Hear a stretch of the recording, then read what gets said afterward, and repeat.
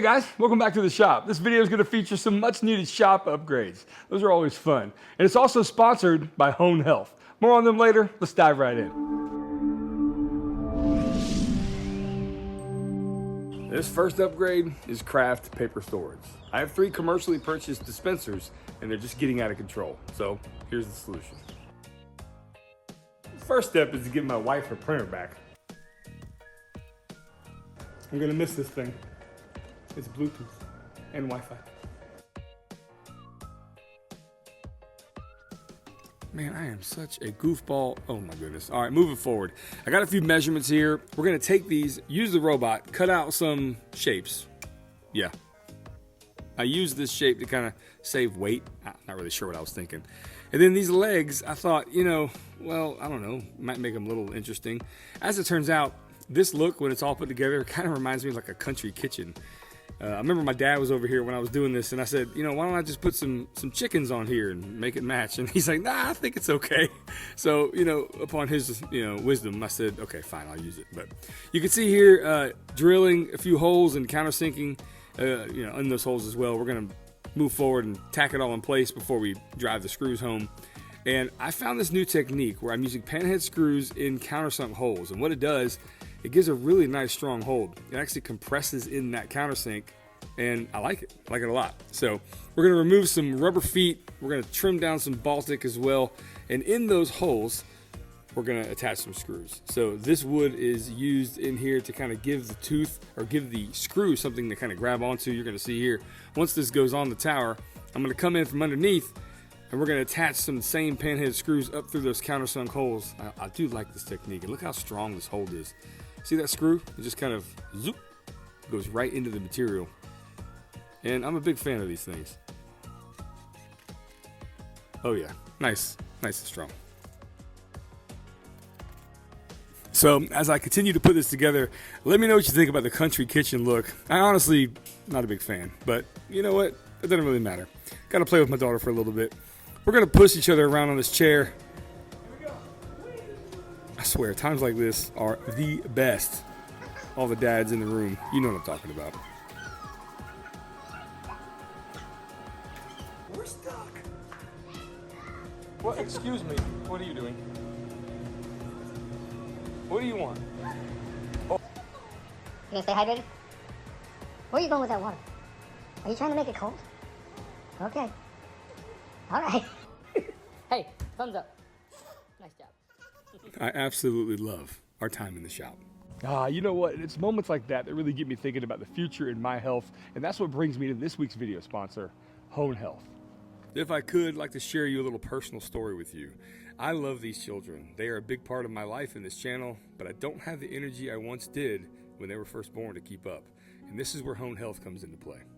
So let's be honest here. Over 30 million men in the U.S. have low testosterone, and it's affecting their daily lives. Now, we're not talking about the bedroom here. We're talking about each and every day, getting up, having the verve for life, keeping up with your kids, and enjoying the things that you've worked so hard to achieve. If you can relate, Hone Health is here to help you optimize your testosterone levels, which will lead to increased energy and an overall better mood, such as it's done for me. The entire process is easy. All you have to do is collect your sample, mail it back to the lab, and once your results are ready, you will get a video chat with a real doctor. Treatment options include FDA-approved medicines, and everything gets delivered straight to your door. Now, I'm not a doctor, but the experts at Hone Health are medical experts, and they'll be with you every step of the way. So, gentlemen, I encourage you to order Hone Health's easy-to-use at-home assessment today to learn about your testosterone levels as well. And for a limited time, my viewers get the home testing kit and a doctor consultation for only $45. Click the link in the description below or go to honehealth.com/glimpse to take advantage now. honehealth.com/glimpse. My personal treatment plan has made me a better me, and I know it can for you too. So I want to thank Hone Health for giving me a personalized plan to really make me a better me, which when guys get over 40, it's something to definitely consider. So check the links below. Thank you, Hone Health. Let's get back to the video. Now, gentlemen, if that struck a chord with you, definitely check out that sponsor, as helping my sponsors really helps us out, and really appreciate you guys listening. Now onto this tower, we're going to finish it up by attaching a cleat to it. That way there's no way this thing can fall on precious little kids. And moving on. Now the next upgrade are vertical partitions. Now it's unique to me. I need boxes to stay where they are, but you can use this for whatever you want, so enjoy this one as well. So I need something to really wrangle these boxes above my head. I've gotten into product development, you guys probably know that, and I have a bunch of shipping supplies, and I need to wrangle them a little bit better than they are now. And this is going to be a solution to help me. I've never really used a CNC to make something like this with star knobs and all kinds of customizations, and it really did challenge me a little bit, but I think we got a pretty good result. As you see, I'm just attaching a piece of 1/2-inch ply into a dado there, and then reinforcing with some screws. And then the process that I'm using here to make, well, I don't know, a compression fit, I thought was pretty interesting. And tell me what you think. I'm curious to know your thoughts on my thought process on this, and would you have done something different? So what I've got here is I've got some bolts and some nuts, and this little piece here is really integral to this, or integral, however you want to say that, is I need to sand one side down with a slight angle or slight taper. I'll show you what I mean here. If I put it into this micro square or this mini square, you see one side is dead nuts. This side, however, not so much, because over at the disc sander I was able to barely make that. Yep, you see that gap? That's exactly what we want. And really because I want this thing to be able to hold in place and not move around. So we're going to take that tapered piece, and then we're going to make sure it's attached with some CA glue, nothing too crazy. But the star knob is going to actually get some paste wax, because I want to be able to turn this easily. And you can see that gap inside there? That gap is designed to be larger at the base and smaller at the entry point. Let me explain. So using this calipers, or these calipers, we've got 0.43 at the top and 0.38, and all that is going to come into play here. Once it's loose, it fits its way into a piece of 1/2-inch ply. But as I drive it home, I get a really nice compression fit, and that thing is not going anywhere. And again, these are for boxes for me. You can use this for whatever you want. And unfortunately, if you want something like this, I'm not going to make these commercially available. They were just, something I did for myself, and I think it turned out pretty great. I do want to know your thoughts on this and what you think.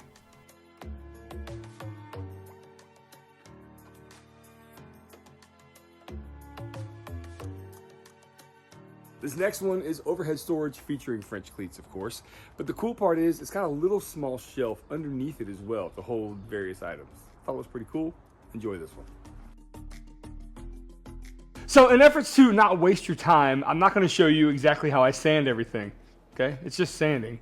I will say that I do put a light chamfer on all the edges. I try to get it as clean as possible. And I did post a poll on YouTube the other day about what do you do with shop furniture? Do you just leave it as is? Do you sand it? Do you stain it? Do you finish it? Whatever. And overwhelmingly, over 40% of you said that you actually finish it like furniture. And that kind of was eye-opening to me, because I don't.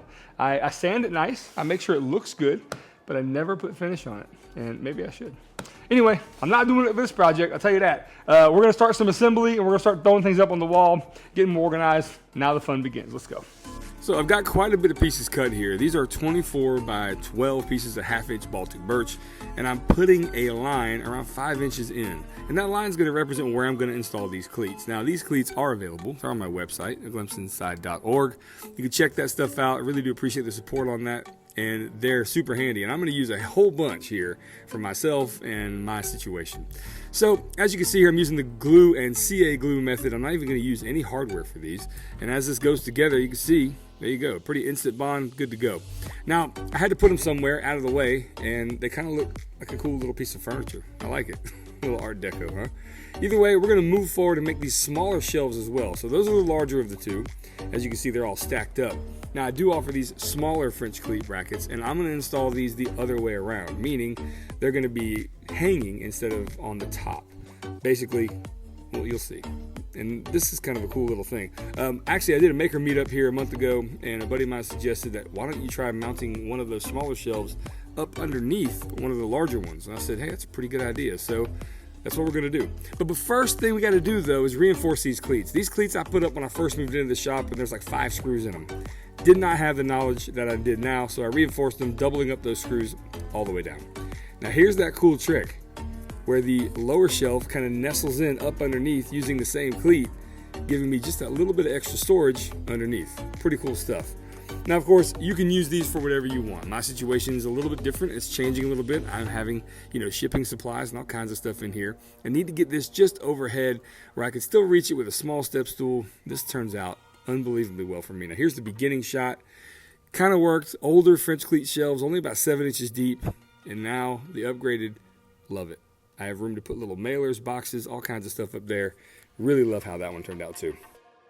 Now this fourth and final upgrade is definitely my favorite. It's designed to save you money. You know, drawer slides can be fairly expensive, and I made some with materials I had lying around. I think it's pretty cool, especially the stopping mechanism. Pretty green acres, but I think you'll enjoy it. Check it out. All right, this section of the video is where I wanted to challenge myself to retrofit some drawers into an existing countertop. And I'm going to do this with no hardware. I'm going to make my own hardware out of Baltic birch plywood. And that seems like a Chris thing to do, doesn't it? Comment down below if you agree. Either way, we're going to take these pieces and I'm going to show you a pretty ingenious, what I think is an ingenious method. All right, so I've got pieces of 3/4 inch as the base. I'm then going to take pieces of 1/2 inch strips. I'm going to glue and tack those in place. I've got one of the drawer slides taped up with some blue tape about 3 layers thick. That's it right there. That's going to be put in where the drawer slide is going to go. Then I'm going to attach the second piece of hardware, wooden hardware, right there. When that blue piece of tape comes out, now I've got just enough wiggle room for that piece to slide comfortably. See this again. Put the piece with the blue tape in it, giving it just a little bit of a gap, and now these Baltic birch drawer slides are looking like they're going to work pretty well. I don't know yet at this point. I'm just hoping beyond hope that it's going to work. And yeah, well, it does work because it's in the video. But what do you think of that technique? Let me know if you've ever done anything like that before. And I'm curious to know if you ever want to try this yourself. Now, over to the drill press. Well, I've got to attach these things to the mounts. And you're going to see here, well, it's pretty simple. We're just going to barely do a countersink. And here's the undercarriage of my shipping station. These are French cleat mounted, I guess, brackets, if you will. And I realized that there could be some underutilized space under here. So let's take advantage. I'm just going to screw this in with 2 screws and oops, I made a mistake. More on that in just a second. You know that whole adage, measure twice, cut once. Well, you can always measure again in this instance. Let me show you what I did. Okay, I'm not sure how I did this, but I made a miscalculation. See that screw? Yeah. So I had to come back and hand drill another one in there, but I've only installed a couple of these, so I'm gonna go back to the drill press and fix that. Let's go. So pretty simple fix. I'm just gonna drill a hole a little bit further down, and now that gives me adequate room to make sure that's perfectly secure. Now I've got a small story stick here. It's just a little bit shy of the gap between those 2 drawer slides, meaning I can use that to get the proper measurement for my drawer. So I'm building a drawer essentially right here. I'm using 3/4 inch plywood to make it about 3, I guess it's 3 and 3.5, no, 3 3/4 of an inch thick, giving me about the thickness of a 4-inch drawer because the drawer is going to hang down below a little bit of the surface underneath the countertop. And there you go, look at me using my own stuff. I'm using my 90-degree clamp assist here to help me build these drawers. These things really are handy. You just clamp it in place. You know you got a true 90 and then tack it back in place with the brad nailer.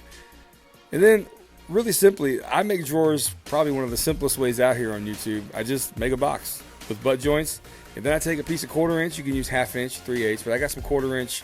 This is 1/4 inch MDF with hickory veneer. Weird stuff. But I've got some of it lying around, and I'm going to use it here as the drawer bottoms. Glue, brads, all you're going to need. Pretty simple process.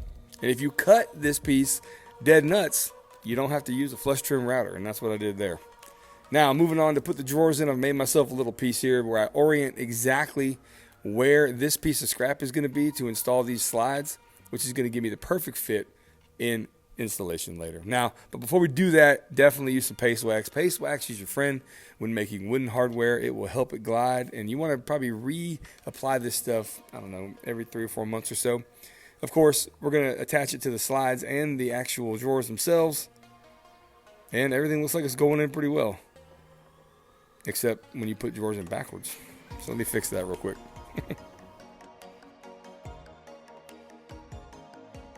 So upon cutting my drawer faces, here they are, I like using brad nails as my gap. Not playing cards, they can be a little precarious. Use sections of brad nails, even tape them down so you got brad nails on top and hanging down the side. This gives you a perfect gap all the way around. And once you're done with that, pull it back out, attach some clamps. I simply used a pin nailer to attach that face so you can hardly see those holes. And once those clamps are attached, pretty simple stuff. Everyone's done drawers like this. You basically hold them in place and then drive-in screws from the other side. Now, I'm not doing any type of drawer pulls or drawer hardware because I want to keep this a very slim line or a sleek line. And basically the drawer faces are just a little bit, what's the word? I guess taller or deeper than the actual drawer itself. And they've got this little gap underneath, or a little proud piece underneath where I can grab it and pull it out, no problem. So to me, this is the coolest part of the video. So I've got some of this ratchet strapping, or hold down, tie down strapping stuff, and I think it's nylon. It's gonna be the drawer stops. I don't want these drawers coming out. I don't want them falling on kids. That's not good. So when you cut this stuff, it frays on you. So I want to use well, you guessed it here, a blowtorch to kind of very carefully just barely melt that a little bit. You don't want to go too crazy. You don't want to burn plastic. It's not that great for your health. In this clip, I am wearing a respirator. Yep, sure I am. And then here you're going to see I'm going to turn the drawer upside down, and I've got this length of material that's just about 2 inches less than the actual drawer itself. So with using some staples, I'm going to easily attach this 1, 2, 3 right there in the base. We're going to bring it underneath. Blue tape is your friend on this. Here's another example of just how easy this is. These staples go in there pretty easily, and they're pretty easily removable too. If I ever have to take this out for some reason, they're pretty easy to remove staples, but they work really well. Now, we're going to tape up the nylon strapping to get it out of the way, and then bring it up to the back of the cabinet, or whatever this is. Use the same staples, and then once they're done, look at this. This drawer is not going anywhere. I think this is pretty cool. I do want to know your thoughts on this process. I really don't think I'm going to take these drawers out very often, but I do want to know your thoughts on this. And so, does it really work? Yeah, it does. Look at that. Originally, I had these little lines from here to remind me not to pull it out further than that, but now that those straps are there, and I can tug on those pretty good, and we're good. But there you have it, guys. 4 shop upgrades that I've been meaning to do for a little bit. And trust me, your shop will tell you when you need to do these. It's kind of interesting. I never knew I needed a crafts paper tower, but it worked out really well for me there. And I know not everybody has a CNC, but I am trying to make content that kind of appeals to a lot of people. Yeah, you don't have a CNC, but at least it's cool to watch. At least I hope it is. And of course, the drawer slides are an example of really just having bare bones materials. So hope you enjoyed it, guys. Thanks again. I'll be here for a while making content for you guys. Just understand that I really appreciate your viewership. Really appreciate your subscription. If you liked it, I don't really ask this too much, but leave a like, please. I think it does something for me. And also share this video, text it to a buddy, whatever you want to do. I can't thank you enough for the viewership and what you guys are doing for this channel. I really appreciate it. Y'all have a great day. Until then, I'll see you on the next video. Y'all have a great one. Bye.